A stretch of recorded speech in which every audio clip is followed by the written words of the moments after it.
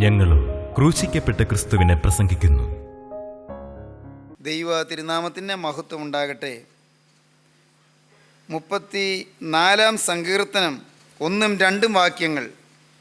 ഞാൻ യഹോവയെ എല്ലാ കാലത്തും വാഴ്ത്തും, അവൻ്റെ സ്തുതി എപ്പോഴും എൻ്റെ നാവിന്മേലിരിക്കും. എൻ്റെ ഉള്ളം യഹോവയിൽ പ്രശംസിക്കുന്നു, എളിയവർ അത് കേട്ട് സന്തോഷിക്കും. ദൈവം ദാവീദിൻ്റെ നിലവിളി കേട്ടു. ദൈവം ദാവീദിങ്കിലേക്ക് ചാഞ്ഞു വന്നു. ദൈവം ദാവീദിനോട് കരുണ ചെയ്തു. ദൈവം ദാവീദിനെ ആഴമുള്ള കുഴിയിൽ നിന്നും കുഴഞ്ഞ ചേറ്റിൽ നിന്നും കയറ്റി. ദൈവം ദാവീദിൻ്റെ കാലുകളെ ഒരു പാറമേൽ നിർത്തി.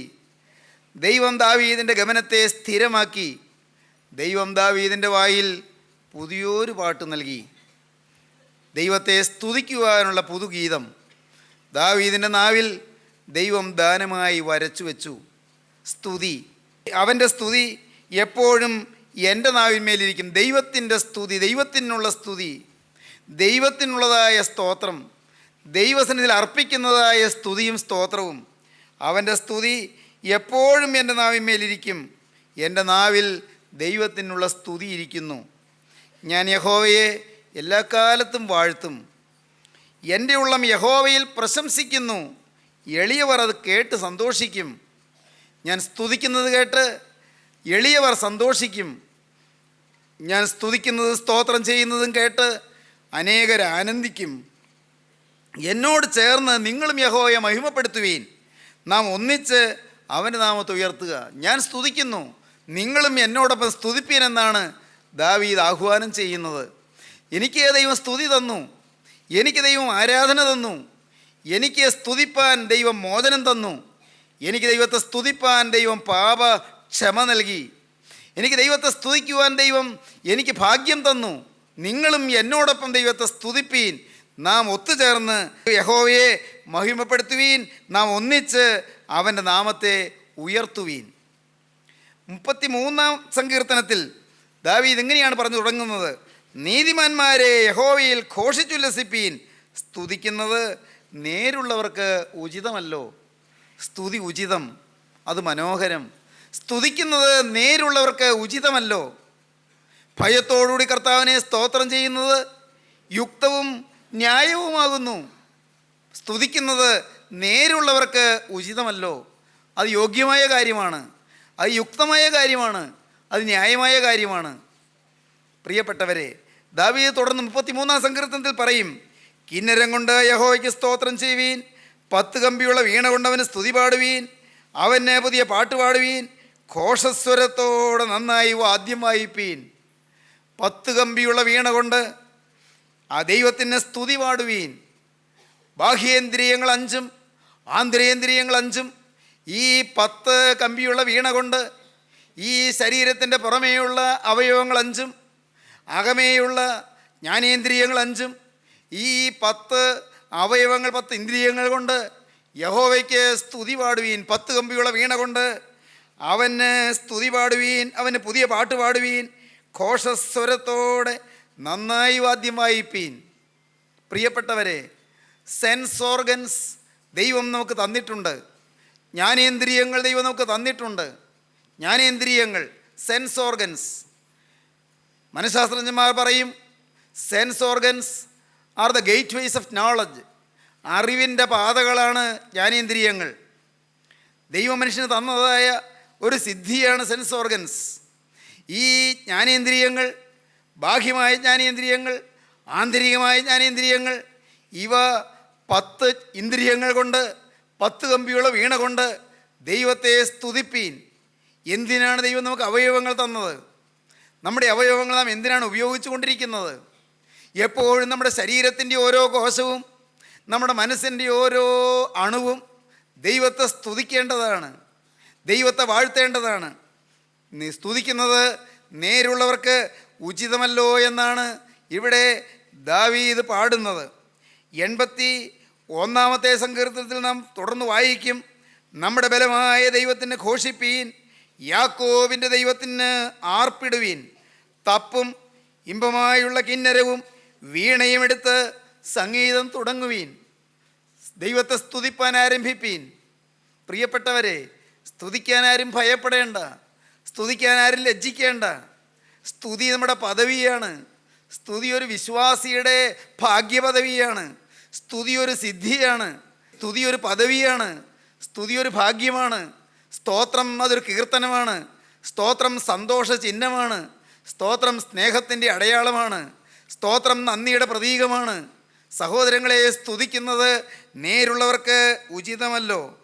വീണ്ടും നാം വായിക്കും 103 സങ്കീർത്തനം. അവിടെ എന്താണ് കാണുന്നത്? എൻ്റെ മനസ്സേ നീ യഹോവയെ വാഴ്ത്തുക, എൻ മനമേ യഹോവയെ വാഴ്ത്തുക, എൻ്റെ സർവ്വ അന്തരംഗവുമേ അവൻ്റെ വിശുദ്ധനാമത്തെ വാഴ്ത്തുക. എൻ മനമേ യഹോവയെ വാഴ്ത്തുക. എൻ്റെ മനസ്സേ നീ അടങ്ങിയിരിക്കല്ലേ, നീ യഹോവയെ സ്തുതിച്ചുകൊള്ളൂ. എൻ മനമേ യഹോവയെ വാഴ്ത്തുക, എൻ്റെ സർവ്വ അന്തരംഗവുമേ അവൻ്റെ വിശുദ്ധനാമത്തെ വാഴ്ത്തുക. എൻ മനമേ യഹോവയെ വാഴ്ത്തുക, അവൻ്റെ ഉപകാരങ്ങളൊന്നും മറക്കരുത്. അവൻ നിൻ്റെ അകൃത്യമൊക്കെയും മോചിക്കുന്നു, നിൻ്റെ സകല രോഗങ്ങളെയും അവൻ സൗഖ്യമാക്കുന്നു. എന്തൊരാശ്വാസകരമായ വാക്കാണ്! രോഗങ്ങളെ സൗഖ്യമാക്കി. ദൈവത്തോട് നന്ദിയുണ്ട്. ബന്ധനങ്ങൾ മാറ്റിത്തന്നു, ബന്ധനങ്ങൾ അഴിച്ചു തന്നു. ദൈവത്തോട് നന്ദിയുണ്ട്. മാത്രമല്ല, അകൃത്യങ്ങൾ മോചിച്ചു തന്നു, പാപങ്ങൾ ക്ഷമിച്ചു തന്നു. ദൈവത്തോട് അഗാധമായ കടപ്പാടുണ്ട്. എൻ മനമേ യഹോവയെ വാഴ്ത്തുക, എൻ്റെ സർവ്വ അന്തരംഗവുമേ അവൻ്റെ വിശുദ്ധനാമത്തെ വാഴ്ത്തുക. എൻ മനമേ യഹോവയെ വാഴ്ത്തുക, അവൻ്റെ ഉപകാരങ്ങളൊന്നും മറക്കരുത്. അവൻ നിൻ്റെ അകൃത്യമൊക്കെയും മോചിക്കുന്നു, നിൻ്റെ സകല രോഗങ്ങളെയും അവൻ സൗഖ്യമാക്കുന്നു. തുടർന്ന് വായിക്കുമ്പോൾ നമുക്ക് കാണാം, ഉദയം അസ്തമയത്തോട് അകന്നിരിക്കുന്നത് പോലെ അവൻ നമ്മുടെ ലംഘനങ്ങളെ നമ്മോട് അകറ്റിയിരിക്കുന്നു, പാപത്തെ അങ്ങ് ദൂരെ മാറ്റിയിരിക്കുന്നു. ഉദയവും അസ്തമയവും തമ്മിൽ ചേരുകയില്ല, വരികയില്ല, ഒത്തുവരികയില്ല. ഉദയം അസ്തമയത്തോട് അകന്നിരിക്കുന്നു. ഒരിക്കലും ഉദയവും അസ്തമയവും ഒന്നിച്ചു വരികയില്ല. ഉദയം അസ്തമയത്തോട് അകന്നിരിക്കുന്നത് പോലെ ദൈവം നമ്മുടെ ലംഘനങ്ങളെ നമ്മോട് അകറ്റിയിരിക്കുന്നു. ഇനി ഒരിക്കലും വരാതവണ്ണം അകറ്റിയിരിക്കുന്നു, ഒരിക്കലും വരാതവണ്ണം അകറ്റിയിരിക്കുന്നു. ഉദയം അസ്തമയത്തോട് അകന്നിരിക്കുന്നത് പോലെ അവൻ നമ്മുടെ ലംഘനങ്ങൾ നമ്മോട് അകറ്റിയിരിക്കുന്നു. അപ്പന് മക്കളോട് കരുണ തോന്നുന്നത് പോലെ യഹോവയ്ക്ക് തൻ്റെ ഭക്തന്മാരോട് കരുണ തോന്നുന്നു. എന്തൊരാശ്വാസം! ദൈവത്തിൻ്റെ കരുണയാണ് പ്രിയരെ നമുക്ക് കിട്ടുന്നത്. ദിവസം പ്രതി ഈ കരുണയാണ് നമ്മുടെ മേൽ ചൊരിയുന്നത്. ഈ കരുണയുള്ളത് കൊണ്ടല്ലേ സഹോദരങ്ങളെ ഞാൻ ഇവിടെ നിന്ന് ദൈവത്തിൻ്റെ വചനം പറയുന്നത്. ഈ കരുണയുള്ളത് കൊണ്ടല്ലേ നിങ്ങൾ സുബോധത്തോടെ ഈ വചനം കേൾക്കുന്നത്. ദൈവത്തിൻ്റെ ഈ കരുണയുള്ളത് കൊണ്ടല്ലേ നമ്മുടെ കൈകാലുകൾ ചലിക്കുന്നത്.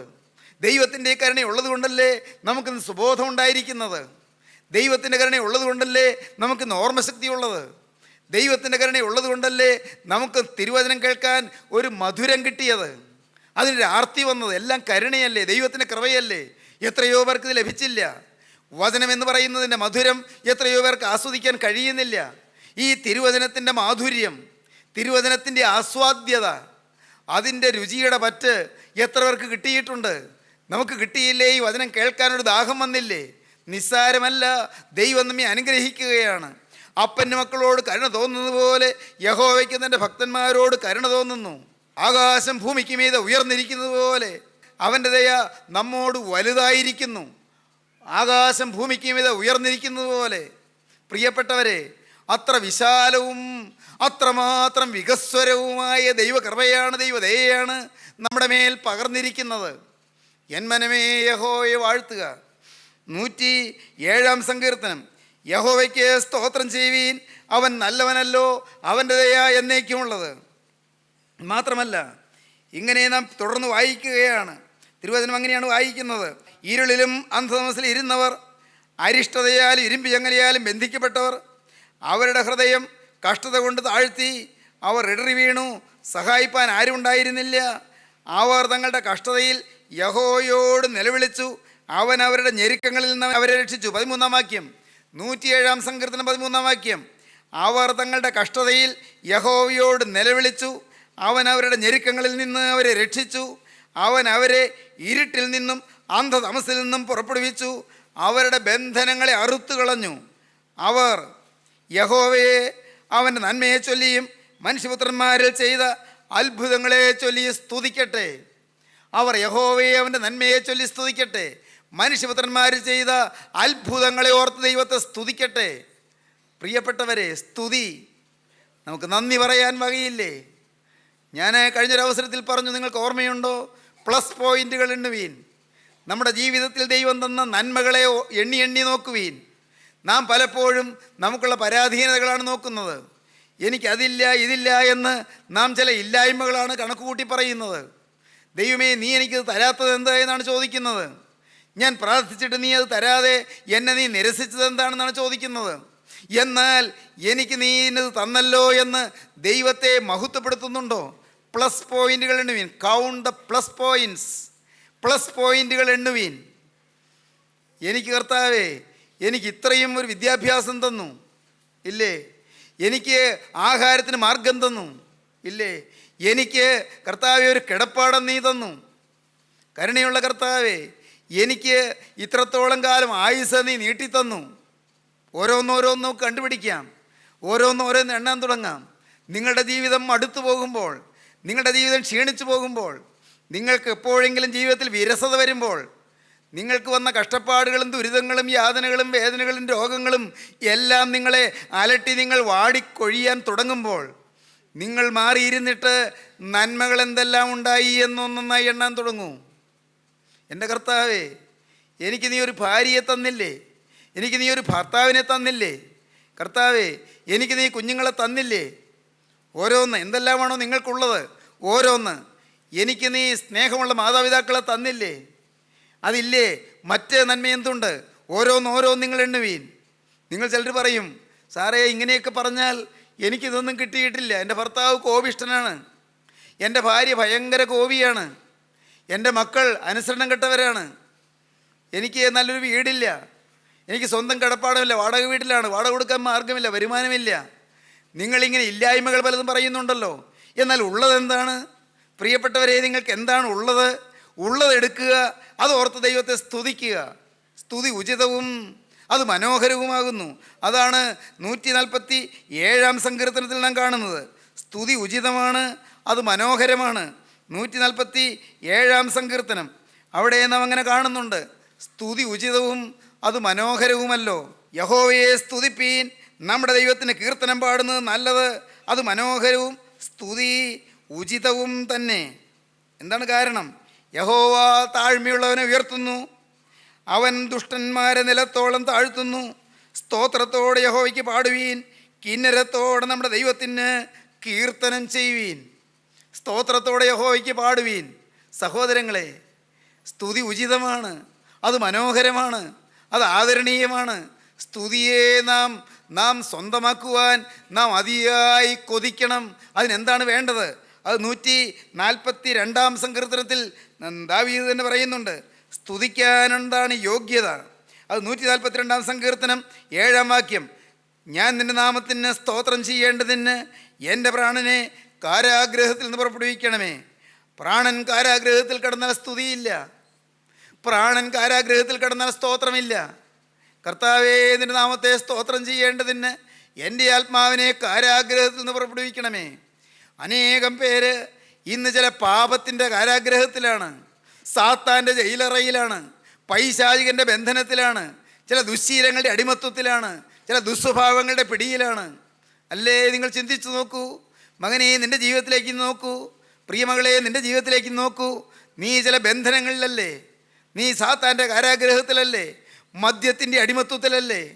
നീ കൊള്ളരുതാത്ത ബന്ധങ്ങളുടെ അടിമത്വത്തിലല്ലേ? നിൻ്റെ ഭാര്യയല്ലാതെ അന്യ സ്ത്രീയുടെ പിടിപാടിലും അവളുടെ കെട്ടുപാടിലും നീ ഇന്ന് കുരുങ്ങിക്കിടക്കുകയല്ലേ? മകളെ, നീ ഇന്ന് നിൻ്റെ ഭർത്താവിനോട് അവിശ്വസത കാണിച്ച് അന്യപുരുഷൻ്റെ മേനി കൊതിച്ച് മാറുകയല്ലേ? ചിന്തിക്കൂ, നിങ്ങൾ ഓരോരുത്തരും ചിന്തിച്ചു നോക്കൂ. നിന്റെ ഹൃദയത്തിൽ അഴുക്ക് മോഹങ്ങളില്ലേ? മോഹങ്ങളുടെ അടിമയല്ലേ നീ? ദ്രവ്യാഗ്രഹത്തിൻ്റെ അടിമയല്ലേ? സ്വാർത്ഥതയുടെ അടിമയല്ലേ? തനിക്ക് താൻ പോരുമയുടെ അടിമയല്ലേ? ഓരോന്നോരോന്ന് ചിന്തിക്കൂ. സ്ഥാനമോഹത്തിൻ്റെ അടിമയല്ലേ? സ്ഥാനമോഹം അതൊരു പാവമാണെന്ന് പലരും ചിന്തിക്കാറില്ല. സ്ഥാനമോഹം. വലിയവനാകണം, ഉന്നതനാകണം, ആളുടെ മുമ്പിൽ നല്ല പിള്ളയാകണം, എല്ലാവരുടെയും പ്രശംസ വേണം. പ്രിയപ്പെട്ടവരെ, ഇതിൻ്റെ എല്ലാം പിന്നിൽ ഒരു സ്വയമുണ്ട്, ഒരു ഇഗോയുണ്ട്. അത് പാപമാണ്. ഓർക്കുക, സെൽഫ് മഹാപാപമാണ്. സ്വയം എന്നത് ഒരു മഹാപാപമാണ്. സെൽഫ് ഇഗോ അത് മനുഷ്യൻ്റെ ജീവിതത്തെ ഗ്രസിക്കുന്നൊരു മഹാപാപമാണ്. ചിന്തിച്ചു നോക്കൂ. ഞാൻ കൊലപാതകം ചെയ്യുന്നില്ല, ഞാൻ മദ്യപിക്കുന്നില്ല, ഞാൻ വ്യഭിചാരം ചെയ്യുന്നില്ല. പക്ഷേ ചിന്തിച്ചു നോക്കൂ പ്രിയപ്പെട്ടവരെ, നിങ്ങൾ ഓരോരുത്തരും ചിന്തിച്ചു നോക്കൂ, ഞാനും ചിന്തിച്ചു നോക്കട്ടെ. എന്നിൽ ഇപ്പോഴും മുറുകെ പറ്റുന്ന ചില പാപങ്ങളില്ലേ? മുറുകെ പറ്റുന്നതായ പാപങ്ങൾ, വിട്ടിട്ടും പോകാത്ത ചില പാപങ്ങൾ, ഏറ്റു പറഞ്ഞിട്ടും മാറാത്ത ചില പാപങ്ങൾ, പലപ്പോഴും വേണ്ട വേണ്ട എന്ന് വെച്ചിട്ടും പിന്നെയും ജീവിതത്തിൽ അള്ളിപ്പിടിച്ച് നിൽക്കുന്ന ചില പാപങ്ങൾ. ഈ പാപങ്ങൾ ഓരോന്നോരോന്നും എണ്ണി ഏറ്റുപറഞ്ഞ് ഉപേക്ഷിച്ചിട്ട് കർത്താവേ നിൻ്റെ കൃപ എനിക്ക് തരണമേ എന്ന് മുട്ടിപ്പായി നിങ്ങൾ പ്രാർത്ഥിക്കുമ്പോൾ ബന്ധനമഴിയും, കെട്ടുകളഴിയും. സഹോദരങ്ങളെ, മാത്രമല്ല അപ്പോൾ ജയിലറയിൽ നിന്ന് പുറത്തു വരും. ജയിലറയിൽ നിന്ന് പുറത്തു വന്നാൽ ആഘോഷത്തോടെ ആരവാരത്തോടെ സ്തുതിക്കാം. കർത്താവേ, നിൻ്റെ നാമത്തെ സ്തോത്രം ചെയ്യേണ്ടതിന് എൻ്റെ ആത്മാവിനെ കാരാഗ്രഹത്തിൽ നിന്ന് പുറപ്പെടുവിക്കണമേ. സ്നേഹിതരെ, നിങ്ങൾ ഒരു നിമിഷം ചിന്തിക്കൂ. നിങ്ങൾ കാരാഗ്രഹത്തിലാണോ? നിങ്ങൾ സാത്താൻ്റെ ജയിലറയിലാണോ? എവിടെയാണ് പിശാച് നിങ്ങളെ ബന്ധിച്ചിട്ടിരിക്കുന്നത്? ഏത് പാപത്തിന് ചങ്ങലയിലാണ് നിങ്ങളെ കുരുക്കിയിട്ടിരിക്കുന്നത്? ഏത് ചിന്താഗതിയുടെ ചങ്ങലയിലാണ് നിങ്ങൾ കുടുങ്ങി കിടക്കുന്നത്? എവിടെയാണ് നിങ്ങളുടെ ബന്ധനം? മകനെ, നീ ആഗ്രഹിച്ചാൽ എൻ്റെ കരുണയുള്ള കർത്താവ് പറഞ്ഞു തരും. ദൈവത്തിൻ്റെ വലിയ നാമം മഹത്വപ്പെടട്ടെ. ഞാൻ വീണ്ടും നിങ്ങളോട് പറയട്ടെ, ഒരിക്കൽ നിങ്ങളോട് പറഞ്ഞതാണെന്നാണ് എൻ്റെ വിചാരം. 17-ാമത്തെ വയസ്സിൽ ഞാൻ മാനസാന്തരപ്പെട്ടു. 17-ാമത്തെ വയസ്സിൽ ദൈവത്തിൻ്റെ വേല ചെയ്ത് ഓടി നടന്നു. വർഷങ്ങൾ ഓടി നടന്നു. എൻ്റെ ദൈവത്തിൻ്റെ വലിയ നാമം മഹത്വപ്പെടട്ടെ. സഹോദരങ്ങളെ, വേറെ എനിക്ക് സ്ഥാപിത താല്പര്യങ്ങളൊന്നും ഉണ്ടായിരുന്നില്ല. അന്നും ദൈവത്തിൻ്റെ വേല ചെയ്യണം, കർത്താവിന് പ്രിയദാസനായി നിൽക്കണം. പക്ഷേ എനിക്ക് മനസ്സിലാക്കാൻ ദൈവം ഒരു കൃപ തന്നു. 36-ാമത്തെ വയസ്സിൽ എവിടെയെല്ലാമോ ചില പോരായ്മകളുണ്ട്, എവിടെയെല്ലാമോ തിരുത്താനുണ്ട്, എവിടെയെല്ലാമോ ഇനിയും ശരിയാകാനുണ്ട്. എൻ്റെ ദൈവത്തിന് സ്തോത്രം. എവിടെയെല്ലാമോ ബന്ധനങ്ങളുണ്ട്. കർത്താവ് കൃപ ചെയ്തു. ഉള്ളത്തിലേക്ക് തിരുവചനത്തിൻ്റെ വെളിച്ചം വീശി തന്നു.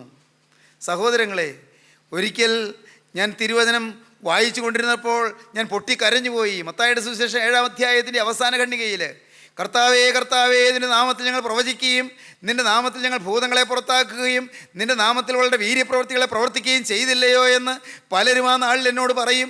അധർമ്മം പ്രവർത്തിക്കുന്നവരെ, നിങ്ങൾ എന്നെ വിട്ടു പോകുവീൻ, ഞാൻ ഒരു നാൾ നിങ്ങളെ അറിഞ്ഞിട്ടില്ല എന്ന് ഞാൻ അവരോട് തീർത്തു പറയുമെന്ന് കർത്താവിൻ്റെ തിരുവചനം അത് വായിച്ച് ഞാൻ ഞെട്ടിപ്പോയി. ഞാൻ കർത്താവിൻ്റെ നാമത്തിൽ പ്രവചിച്ചാലും, കർത്താവിൻ്റെ നാമത്തിൽ വീര്യപ്രവൃത്തികൾ ചെയ്താലും, കർത്താവിൻ്റെ നാമത്തിൽ ഭൂതങ്ങളെ പുറത്താക്കിയാലും, എൻ്റെ ദൈവമേ, അവിടുന്ന് എന്നെ അറിയില്ല എന്ന് പറയുമോ? അവിടുന്ന് നിന്നെ ഞാൻ അറിയുന്നില്ല, ഞാൻ ഒരു നാൾ നിങ്ങളെ അറിഞ്ഞിട്ടില്ല, അധർമ്മം നിന്നിൽ നിന്ന് പോയിട്ടില്ല എന്ന് കർത്താവ് പറയുമോ? അധർമ്മം പ്രവർത്തിക്കുന്നവരെ, എന്നെ വിട്ടു പോകുവീൻ എന്ന് ഞാൻ അവരോട് തീർത്തു പറയും. ഞാൻ ഒരു നാൾ നിങ്ങളെ അറിഞ്ഞിട്ടില്ല എന്ന് ഞാൻ അവരോട് തീർത്തു പറയും. ഈ വചനം കേട്ട് ഞെട്ടിയിട്ട് ഞാൻ ആ വേദപുസ്തകം മടക്കി വെച്ച് ഞാനിരുന്ന് കരയാൻ തുടങ്ങി. കർത്താവേ, ഉണ്ട് അധർമ്മം, ചിന്തയിൽ ചീത്ത ചിന്തകളുണ്ട്, വിചാരത്തിൽ ചീത്ത വിചാരങ്ങളുണ്ട്, മോഹത്തിൽ അഴുക്ക് മോഹങ്ങളുണ്ട്, കാഴ്ചപ്പാട് അശുദ്ധമാണ്. കർത്താവേ, ദ്രവ്യാഗ്രഹമുണ്ട്, ആളുകൾ മാനിക്കണം, ആളുകൾ പുകഴ്ത്തണമെന്നുള്ള ചിന്തയുണ്ട്. ഞാനിരുന്ന് കരയാൻ തുടങ്ങി. പ്രിയപ്പെട്ടവരെ, നിങ്ങളിത് കേട്ടുകൊണ്ടിരിക്കുന്ന ഈ സമയത്ത് നിങ്ങൾ ദയവായി ശ്രദ്ധിക്കൂ. 1973 മെയ് മാസം 10-ാം തീയതി വ്യാഴാഴ്ച രാത്രി ഞങ്ങളുടെ പള്ളിയിലെ പ്രസംഗം കഴിഞ്ഞ് ഞാനിവിടെ വന്ന് എൻ്റെ കിടപ്പുമുറിയിൽ എൻ്റെ ഭാര്യയും കുഞ്ഞുങ്ങളും അമ്മയും എല്ലാം ഉറങ്ങിയതിന് ശേഷം ഞാൻ ഒറ്റയ്ക്കിരുന്ന് ഞാൻ കരയാൻ തുടങ്ങി. ഓരോന്നോരോന്നായി ഓർത്ത് കരയാൻ തുടങ്ങി. ഓരോ പാപങ്ങളൊന്നൊന്നായി കണ്ടുപിടിച്ചു. ഭാഗ്യവശാൽ പ്രവൃത്തിയിലെ പാപങ്ങളിലേക്ക് പോയിരുന്നില്ല. ഞാൻ സിനിമ കാണാൻ പോയിട്ടില്ല. പ്രിയപ്പെട്ടവരെ, ഞാൻ പുകവലിച്ചിട്ടില്ല, ഞാൻ മദ്യപിച്ചിട്ടില്ല, ഞാൻ അരുതാത്ത കൂട്ടുകെട്ടിന് പോയിട്ടില്ല, ഞാൻ ചീട്ടുകളി സംഘങ്ങൾ കണ്ടിട്ടില്ല. പ്രിയപ്പെട്ടവരെ, അതിനൊന്നും പോകാനിട വന്നില്ല. പക്ഷേ എൻ്റെ ഹൃദയം നേരല്ലായിരുന്നു. എൻ്റെ ഹൃദയത്തിൽ ചീത്ത ചിന്തകളുണ്ടായിരുന്നു. പുറത്തു പറയാൻ അറയ്ക്കുന്ന ചിന്തകൾ എൻ്റെ ഹൃദയത്തിലുണ്ടായിരുന്നു. ഞാനന്ന് ഇരുന്ന് കരഞ്ഞു. ഞാൻ പറഞ്ഞു, കർത്താവേ, എല്ലാ ബന്ധനവും ഒന്ന് അഴിച്ചു തരണം, എന്നെ മുഴുവനായിട്ടൊന്ന് കഴുകണം കർത്താവേ, എന്നെ മുഴുവനായിട്ടൊന്ന് കഴുകണം. ഹല്ലേലൂയ, ദൈവത്തിന് സ്തോത്രം. മുഴുവനായൊരു കഴുകൽ എനിക്ക് തരണം, ഒരു പൊടി പോലും എനിക്ക് ബന്ധനം പാടില്ല കർത്താവേ. ഞാനിരുന്ന് കരഞ്ഞു. ദൈവത്തിൻ്റെ വലിയ നാമം മഹത്വപ്പെടട്ടെ. എൻ്റെ പ്രിയ സഹോദരങ്ങളെ, ഞാൻ നിങ്ങളോട് പറയട്ടെ, അതിൻ്റെ പിറ്റേ ദിവസം 73 മെയ് മാസം 11-ാം തീയതി വെള്ളിയാഴ്ച രാവിലെ 9 മണിക്ക് എൻ്റെ തലയിലേക്ക് സ്വർഗീയ സ്നേഹം പകർന്നു. സ്വർഗീയ സ്നേഹം സ്തുതിയായിട്ടിറങ്ങി. സ്തുതി എന്താണെന്ന് ഞാനന്ന് അനുഭവിക്കാൻ തുടങ്ങി. അന്ന് സ്തോത്രത്തിൻ്റെ കീർത്തന മാധുര്യം ഞാൻ അനുഭവിക്കാൻ തുടങ്ങി. എൻ്റെ സഹോദരങ്ങളോട് ഞാനൊരു വാക്ക് പറയാം. നിങ്ങൾക്ക് ബന്ധനം അഴിഞ്ഞു കിട്ടും, നിങ്ങളുടെ സകല പാപങ്ങളും മാറിക്കിട്ടും, നിങ്ങൾക്ക് ശോഭനമായ ഭാവി കിട്ടും, നിങ്ങൾക്ക് ഈ ലോകത്ത് വിശുദ്ധരായി ജീവിക്കാം. നിങ്ങളുടെ വേല തികച്ച് നിങ്ങൾ ജീവനുള്ള ക്രിസ്തുവിനെ പ്രസാദിപ്പിച്ച് നിൽക്കുമ്പോൾ ഇവിടെ കയറി വരുവീൻ എന്നുള്ള ശബ്ദം നിങ്ങൾക്ക് കേൾക്കാം. ഇവിടെ കയറി വരുവീൻ. വേല തികച്ചു മോനെ, നിൻ്റെ വേല തീർന്നു മോനെ, നിൻ്റെ ശുശ്രൂഷ തികച്ചു മോനെ, ഇനി നീ വന്ന് വിശ്രമിച്ചു കൊള്ളുക. എൻ്റെ ദൈവത്തിന് സ്തോത്രം. നീ വിശ്രമിക്കാം. നിനക്കിനി സാവധാനത്തിൽ, സന്തോഷത്തിൽ, ആശ്വാസദേശത്ത് നിനക്ക് വിശ്രമിക്കാം. ദൈവത്തിന് സ്തോത്രം. അതൊരു ഭാഗ്യമല്ലേ പ്രിയപ്പെട്ടവരെ? ബന്ധനം അഴിയുന്നത് ഭാഗ്യമല്ലേ? ശത്രുവിൻ്റെ ജയിലിൽ നിന്ന് പുറത്തു വരുന്നത് ഭാഗ്യമല്ലേ? ജയിലറയിൽ കിടക്കുന്നവരെ, പൈശാചികരുടെ ബന്ധനത്തിൽ പിടയുന്നവരെ, സാത്താനിട്ട് ഞെരുക്കുന്നവരെ, സാത്താനിട്ട് ഞെരിക്കുന്നവരെ, ഇന്ന് ഈ വാക്കുകളെ നിങ്ങൾ കേൾക്കുമ്പോൾ പൈശാചികനോട് യാത്ര പറയുവീൻ. പാപക്കെട്ടുകളെ പൊട്ടിക്കുന്ന ക്രിസ്തുവിൻ്റെ അത്ഭുത ശക്തിയിൽ ആശ്രയിക്കുവീൻ. തിരുരക്തത്തിൽ ശരണപ്പെടുവീൻ. ഇനി വേണ്ട, എനിക്കൊരു പാപത്തിൻ്റെ പൊടി പോലും വേണ്ട, പാപത്തിൻ്റെ കണിക പോലും ഇനി എന്നെ തുടരുത്. ഞാനിതാ ഒരു പുതിയ സൃഷ്ടിയായി ജീവിക്കാൻ പോകുന്നു. ഈ തലമുറയിൽ ഒരു വിശുദ്ധനായി ജീവിച്ചിട്ട് വരുംകാല തലമുറകളിലേക്ക് വിശുദ്ധിയുടെ സൗരഭ്യം പകരാൻ എൻ്റെ ആയുസ്സിത ഉടയവനെ നിന്റെ ആണിപ്പാടുള്ള കൈകളിലേക്ക് തരുന്നുവെന്ന് ഇപ്പോൾ നിങ്ങൾക്ക് പറയുവാൻ കഴിയുമോ പ്രിയരെ? ഇപ്പോൾ നിങ്ങളുടെ ഹൃദയം സമർപ്പിക്കുവാൻ കഴിയുമോ? നിങ്ങളെ തന്നെ ഏൽപ്പിക്കുവാൻ കഴിയുമോ? യേശു എന്ന കാര്യം നീട്ടി നിൽക്കുന്നു.